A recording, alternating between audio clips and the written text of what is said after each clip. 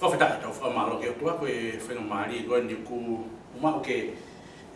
haukatua e wholofola koe ai otua pe haukati he ako whikau aki pe moe topic pe koe kaweinga koe ni o pehe koe your body is the temple of the Holy Spirit pe koe mahu inga a hosino ko tau sino ko tempare o lo mari ma oni pe me ia I te tau sio ke ai wholofola ki he mahu inga ko ia a tau sino mahara taimi rahi tau pehe o sai peia koe mahkia ko mea toke tā ko mai ko tau sino sai peia ke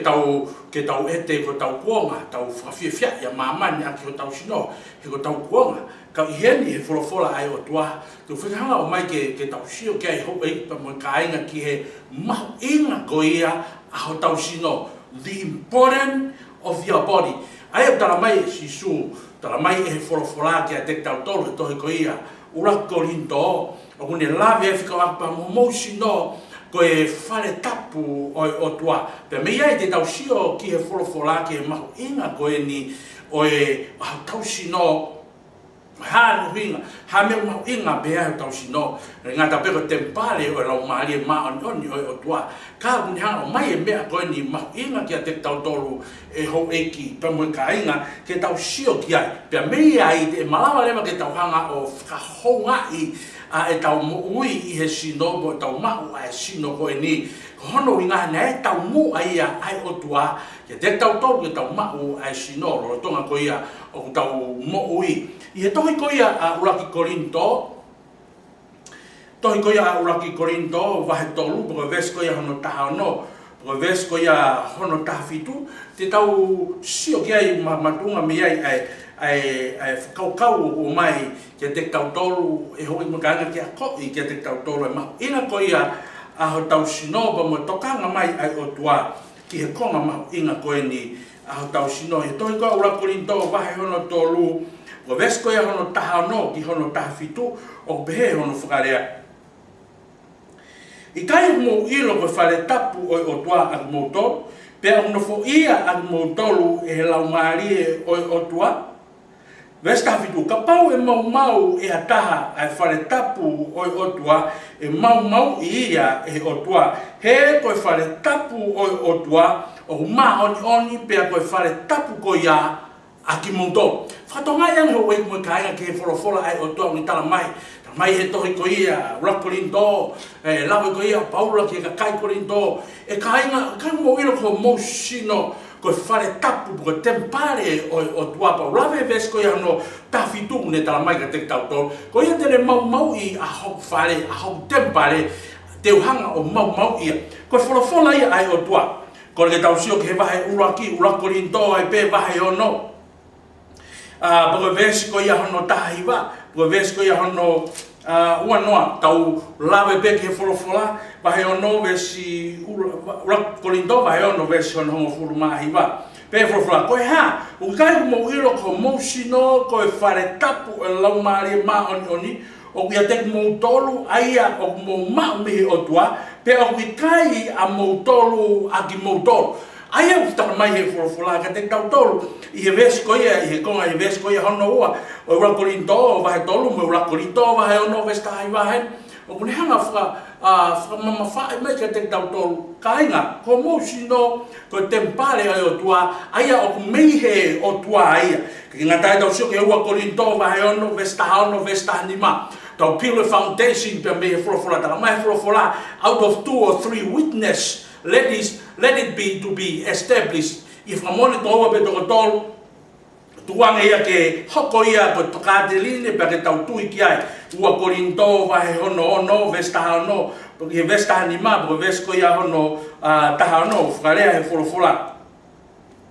Pe o whaita tau I he ha ai whare tapu o tua mo ngahi tamapua he ko e whare tapu ang mo tolu o tua mo ui. O ka nge koe wholofola ai o tua te unofo ia ki nau tolu o ewa ia te nau tolu pea ko nau o tua au pea ko hoku kakai a ki nau tolu. Tala mai he wholofola e ana whewhea whakatatau ai whare tau I tamapua ki he whare ko ia o tua pe he wholofola ko mou sino ko mou tolu koe whare tapu o tua. I he ves ko ia hano tahani mau pe mai fe kalaisi pe ali pe inasi taha I ha ai ko tui mo ta tui ai ko whakamatala e wholofola koe ni ai mahu ina ko ia hotau sino pa mo whakatapui ko ia hotau sino pe wholofola he kai ke mea ngawe aki a tempare pe ko whale tapu ko ia otua pe ko sino ki a peari pe ko te volo pa ke to hanga mea ngawe aki ki he otua he ko whale ko ia otua ko lomari pe ko whale tapu a motolu oi otua mafi kau pe ko ha na hono winga pe na nga fe I tau tau na whakatupu tau tau he otua kau wakai tala mai he wholofola ko hono winga na os whakatau aki tau tau hallelujah na whakatau aki ai price pe koe pe ne hanga mai ka te tau tau na whakatau aki tau tau pe koe ai o pe tau ke ia te aki tau tau tau pe ko sino o ku whai te ia pe sino ni aki ai tala mai he wholofola ko tamu tamu uia ki he eki ko os whakatau aki a koe pe moao aki ai tata aki ai price I he ura korinto wa he ono vesi wanoa Foki he ura korinto wa he ono poko vesi ko ia hono wanoa tala mai wholofola he ko whakatau aki motoro aki ai totongi ko ia ke whakango lelei ai otua I ho mo sino pia I ho mo lomari ai oku oi otua tala mai he wholofola ko os whakatau aki motoro ai totongi ko ia I ono whakatau aki motoro ai totongi whakango lelei ho mo sino ai ko whale tapu ko ia oi otua kai hano uhinga tala mai wholofola ko os whakatau aki koe ai price os whakatau aki koe ai totongi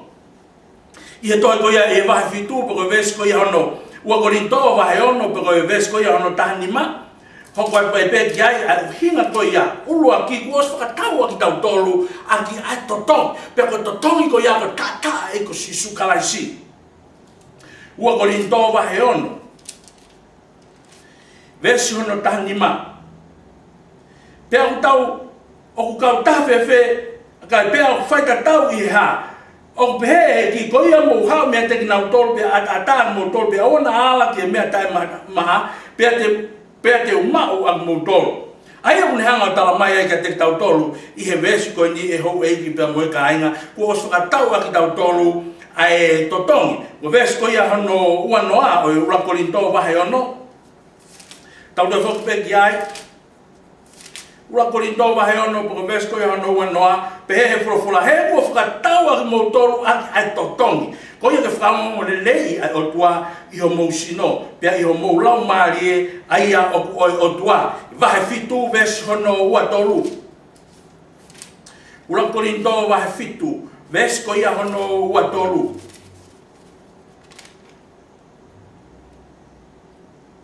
kua whakatau aki motoro aki ai totongi oa na mou tamai o eki ki he tangata Heni ka inga unihanga tala mai ka te tau tolu, kua os whakatau aki tau tolu, ai totong.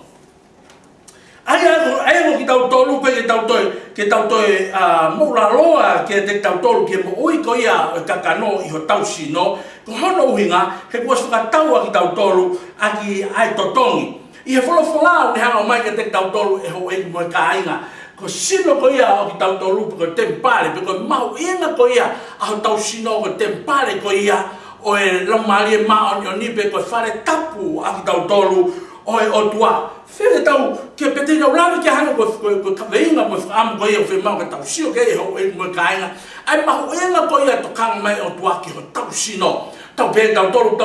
ko lomari pe no pe o ki ai ka ia lomari tau sino ke folofola e mau inga ko ke te tau tolu e fa o he otua fa hinga tangata pe mo ui pe mo no sino to tal mai folofola ko mo sino ko tempare o lomari ma oni ko no hinga ia pe ke tau toe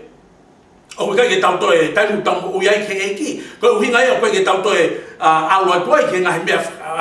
fia ma mani ko hinga he ko tempare tau tolu o eki ko no hinga ia pe ke tau ifta pakai ko no hinga ia pe ke tau toe ma o ka ma lori ko no hinga ia pe ke tau toe faito ma o faito ko na tapu ko no hinga ia pe ke tau toe fe a waki ai ko no hinga ia pe ke tau toe alo ke nga me pe ko no hinga pe he tala mai e fola ko mo sino ko tempare o lo mari ma oni Ia toi ko ia sene si vai ula ki po mes ko ia hono wa no pe fola ke te tau tolu ke tau ngau tangata tau foki ke kamata anga ke fotu to ko ia tua mo ma ina ko ia a hotau sino pe ko tempare ko ia o lo mali ma oni pe fola ke te tau tolu ke tau ngau tangata pe to ke te ngau tolu. Let us make men in our own image and let them pe tuangi ke te ngau tolu kia hai let them tuangi ke tangata.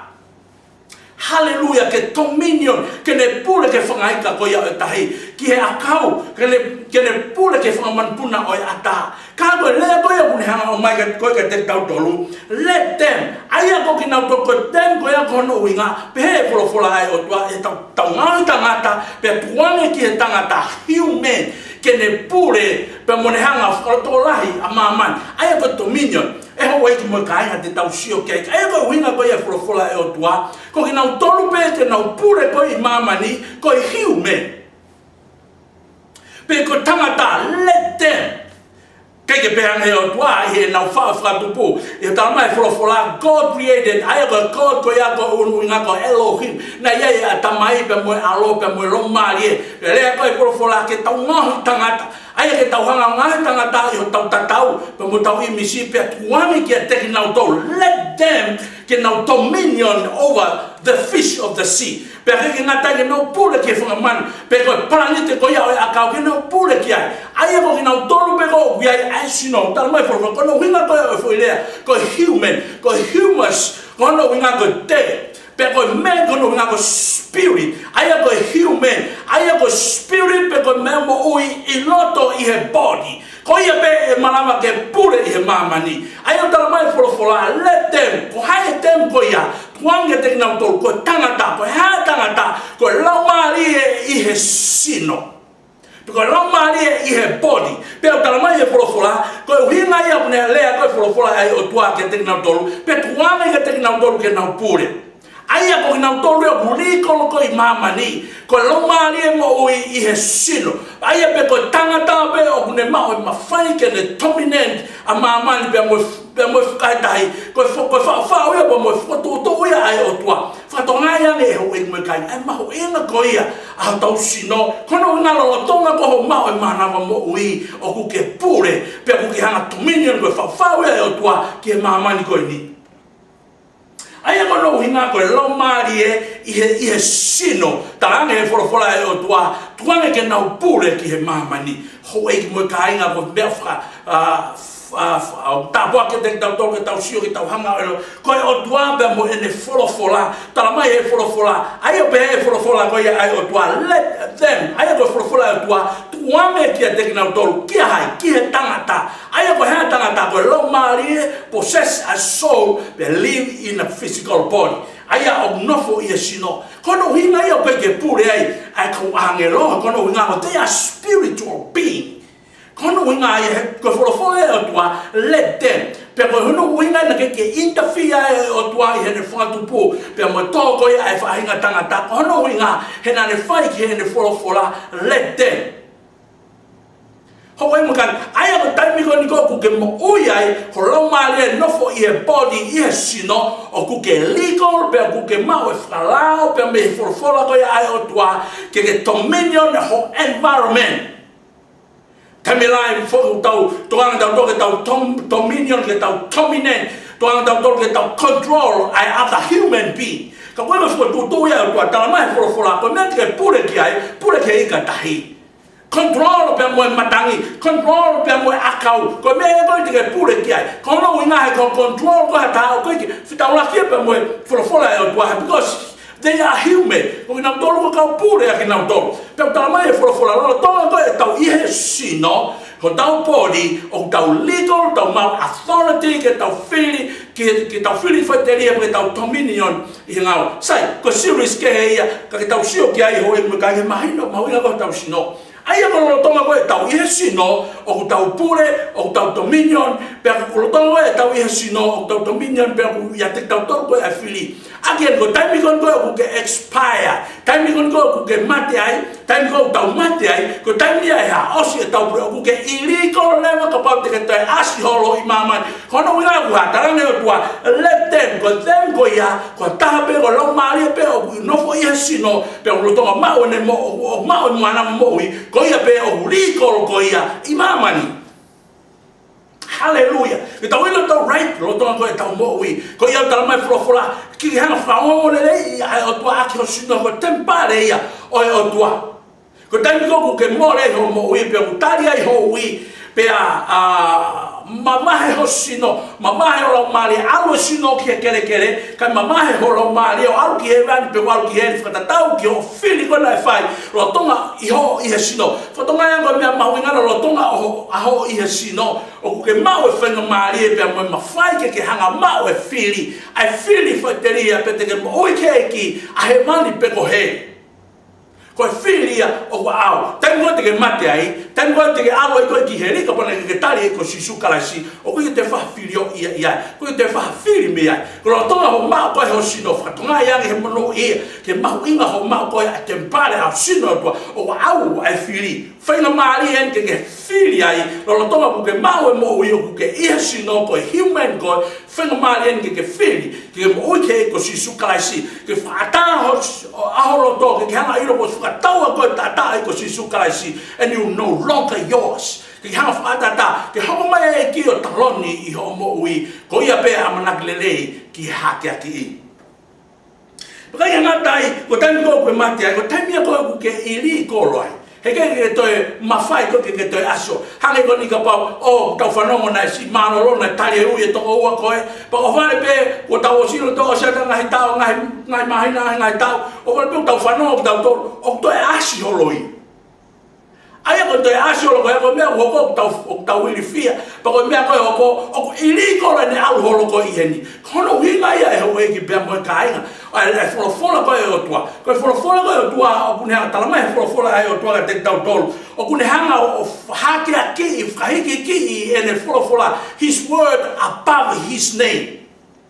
kono winga ia na ke hawa e o tua ne interfere lo tongo I he toko e o rakmatua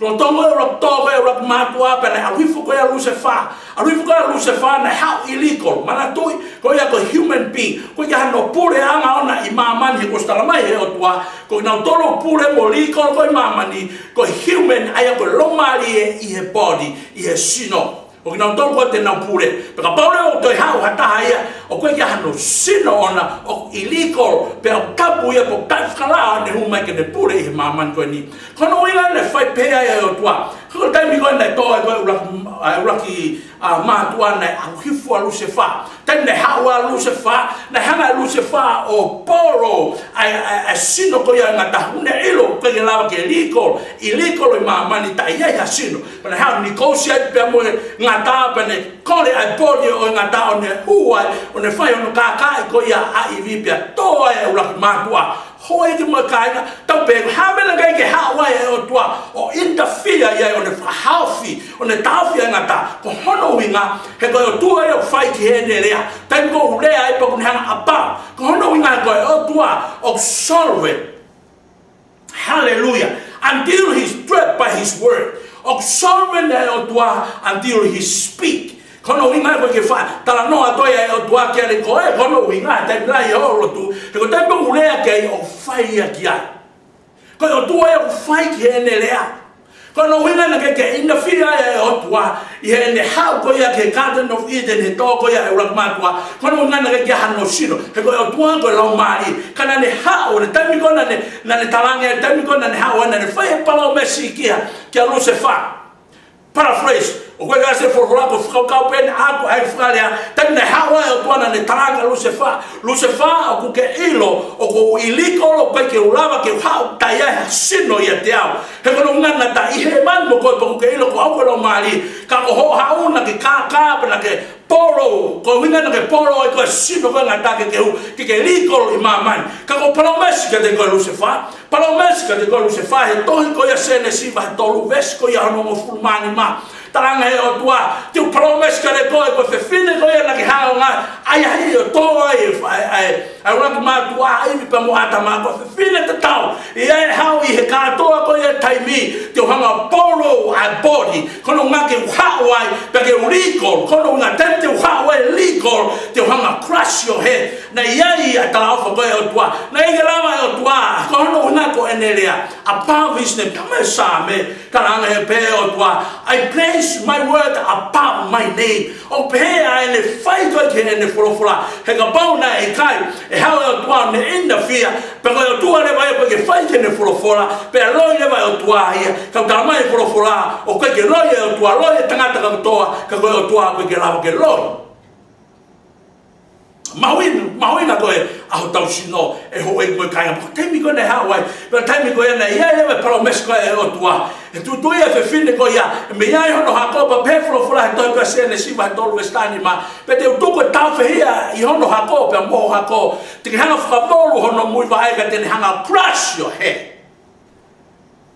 Ko ia tala ofa ko ia mo promise ai o tua kia siso sai ia no tonga ko ia ko tala no kono winga ia ho e magai ai ma winga ko ia ma winga ia o tua yo tau sino ulu aki o ko ke mau a total authority legal ma man lo tonga ko ke mau ko ia mo ui e tala mai fora let them dominion ko them ko ia ko spirit in the body ko tai ko tau malo lo ai o ko ke tau to asi holo ko no ngava tau illegal pe ka pau hau ha angelo ha taha ai ko to taha pe pure ko no vinga ia te milai o tau sio ke taha ulu sino e fanga te bolo kono ngau na ha hu mai ko malama ke to fai ai e no ngau e kono nga ke no illegal ke no legal I maman kono vinga ia o flat pe te mi ko na mo ia ko ia ai ki ka to lave ko ke to ka venga mo ina ko ia a tau sino tala mai e fula he palo Mexico ia ko o tua pe ana tala mai tohi ko ia Isaia vai hiva ko vesi ko ia hono no pe Isaia for unto us ko fuaki mega te tau dolo ai tama fuaki mai ko fanau ke te tau dolo tama ko fuaki mai ai alo ke te tau dolo pe me te ia ai upure anga for unto us a child is born for unto us a son is given pe Isaia ko ke ilo pe ko sio ke ai ka ko sio ke o tua inside a body pe tala mai folofola ko tua tutu I to ko ia Isaia pe folofola na tutu e ta po ko mele pe tala mai folofola ka te tau dolo ko winga ai ko hinga ia na ai ka kano ai o tua taranga o tua lu se fa ke ilo ke ulawa ha ta sino ki hen ko promesse ke re ko fe fine ko na to ko I hoanga ka ai ko fe fine na tau I'm gonna borrow her home and I come here legally on the earth and I will crush your head legally. Hallelujah. Ko tau sino ko tempare o tua ko tau sino ko me ma winga e bos fa tau tau tolo sino tua pe tai me ko e folo ko ia ai o tua e ma winga ko ia a tau sino pe he folo ke te tau tolo I hoko ko ia ai vesi ke te tau tolo e ma winga ko tau sino pe tai me ko ia na tu na profesia Isaia ko fuaki mai ke te tau tolo ka ke uilo e au ko ama fe ka ko sio ki o tua I loto I hesin pa ko ne ha ko ia ai ko ne kakato ia a tau mua ko ia ko hinga ia na ai sino ai e ko sisu kalaisi tala mai he folofola ka te tau tolo I he tohi ko ia he pelu wa he hono hongo fulu pa ko vesi ko ia hono nima he pelu wa he hongo fulu pa ko vesi ko ia hono nima pe he folofola ai ka te tau tolo ki tau sio ki ai vesi ko ia hono nima o kune pehe ko ia o pehe ai I ene ha ele mai ki mamani ko fei lau mo mea fuaki na I kai te ka fina ngalo ki ai ka ko ka teu ai sino mo o he folofola na I hau winga ko fei lau na ki hanga fuaki ka temi ko hawai ko sino na ki hanga teu mo o e taimi ko ia na alo e ko sisu kala si pa talama e fora te tau to ko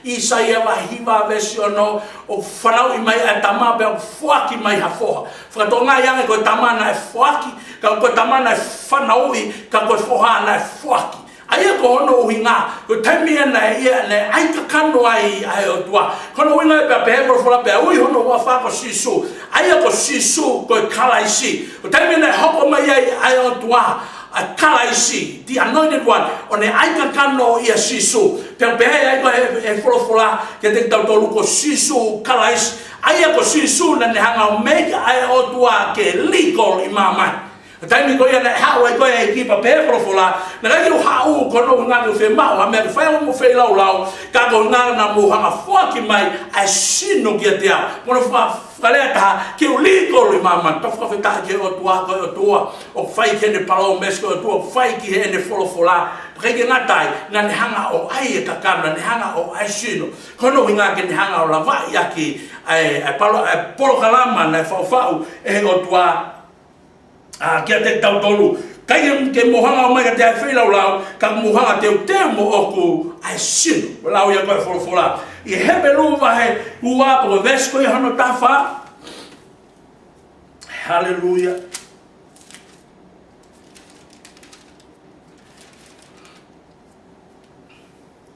hebelu vai ua vesko i hano tafa pe ko mea i he mau e whanau e kakano mo toto na ai foki e ia ai anga ko ia ko uhi ke whakaauha e ia i he mate ai ana ai maalohi o mate ko te rolo